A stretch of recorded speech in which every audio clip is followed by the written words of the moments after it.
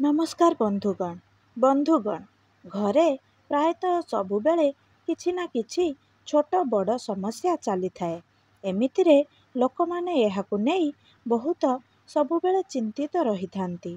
किंतु एही भली किछि छोट छोट उपाय अछि जाहाकु करिबा द्वारा घरे सर्वदा सुख शांति रही थाए ओ सबुबेले व्यक्ति मनरे शांति रही थाए।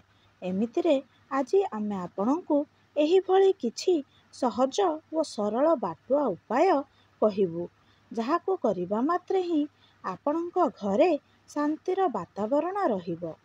नंबर 1 नाली कपड़ारे 5टी तुलसी पत्र बांधी देई दोकानरे जेउ टंका रखुछंती सेही स्थानरे एही नाली कपड़ाकू रखि दियंतु। सकाळे दोकान खोलिबा मात्रे ही तुलसी पत्र बांधी होइथिबा नाली कपड़ाकू टंका रखुथिबा स्थानरे रखि दियंतु ओ दोकान बंद करिबा समयरे एहाकू नेई घरकू चली जांतु। एही भली करिबा द्वारा निश्चित रूपरे आपणंकर आमदानी बढ़िबो। नंबर 2 गोटिए पानी भर्ती कलशरे सेथिरे 5टी तुलसी पत्र देई रखि दियंतु। सूर्य उदय हेबा पूर्वरु उठी घरकू सफा करिबे ओ एहापरे घरर द्वारकू धोई दियंतु ओ द्वार मुहरे सेही कलशकू रखिथिबे। एही भली करिबा द्वारा आपणंक घरे सकारात्मकता रहिबो।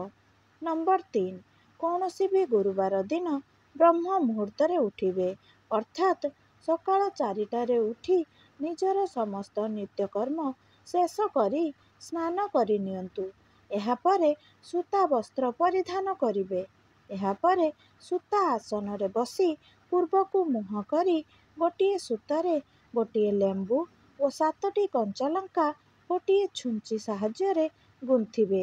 एहापरे सेथिरे सिंदूर कुमकुम लगाई निजर जिए आराध्य देवतांकू स्मरण करी आपणंक घर कबाट किंबा द्वार मुहरे एही लेंबू ओ कंचालंकाकू झुलाई दियंतु। एही भली करिबा द्वारा सेही माଳରେ पवन बाजी घरे पशिबा द्वारा आपणंक घरकू भल वातावरणर प्रवेश हुए अर्थात शुभ जिनिष सबु प्रवेश करिबो। सुख शांति मिलिबा सह घरर समस्त सदस्यंक मंगल हेबो। चाकिरीरे उन्नति आसिबो। जदि घरर कौनसी झियर बाहाघर ठीक हेउनाही तेबे बाहाघर ठीक होइजिबो। एहा सहित परिवारर समस्त सदस्य मानंक मध्यरे मैत्री भाव बढ़िबो। किंतु जेउ गुरुवार दिन एही कार्य करिबे सेही दिन स्वामी स्त्री अलगा शय्यारे शोइबे। एहा द्वारा घरर मंगल हेबो। बंधुगण जदि एही भिडियोटी भल लागिला तेबे गोटिए लाइक करिबा सहित एहाकू शेयर करि दियंतु। एमिति नुआ नुआ भिडियो देखिबा पाई आम चैनल को सब्सक्राइब करि दियंतु एवं पाखरे थिबा बेल आइकन को निश्चय दबाई दियंतु। बंधुगण भक्तिरे थरे निज इष्टदेवंक नाम कमेंट बॉक्स रे अवश्य लिखि दियंतु। प्रभुंक कृपा हेले आपणंक जीवनर सबु दुख कष्ट दूर होइजिबो।